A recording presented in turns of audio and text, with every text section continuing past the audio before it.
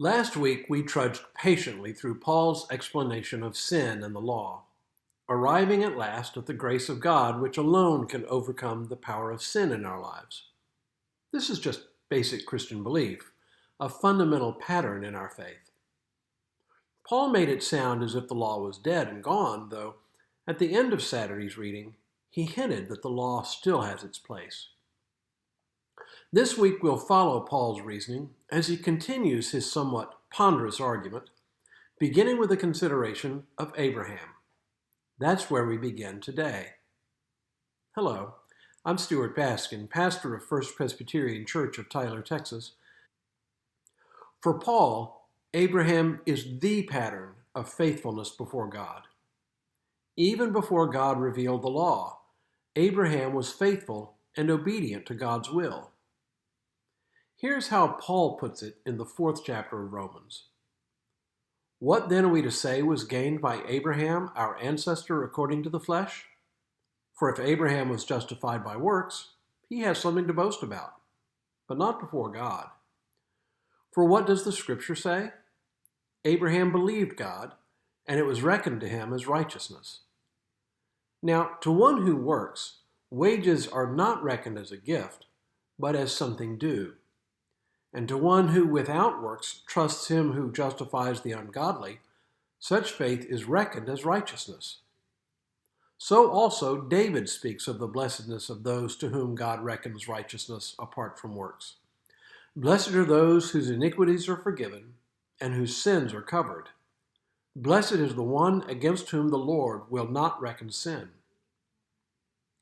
Paul continues by asking, is this blessedness then pronounced only on the circumcised or also on the uncircumcised? We say faith was reckoned to Abraham as righteousness. How then was it reckoned to him? Was it before or after he had been circumcised? It was not after, but before he was circumcised. He received the sign of circumcision as a seal of the righteousness that he had by faith while he was still uncircumcised. The purpose was to make him the ancestor of all who believe without being circumcised, and who thus have righteousness reckoned to them, and likewise the ancestor of the circumcised, who are not only circumcised, but who also follow the example of the faith that our ancestor Abraham had before he was circumcised.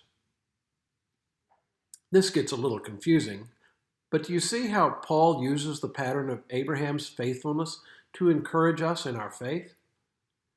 It would be possible to view circumcision, and like it, baptism, as prerequisites for our acceptance by God. But Paul makes it absolutely clear that Abraham was accepted by God before he received circumcision. Circumcision, then, became an outward sign of his acceptance and a seal of his belonging to God. Baptism functions the very same way for us. God accepts us as his own, not because we receive baptism, but only because of God's love for us. Baptism becomes the outward sign of this fact, and it seals us as belonging to God forever. The upshot of all this is pretty simple. The grace of God precedes our response to God, for God calls us before we prove ourselves.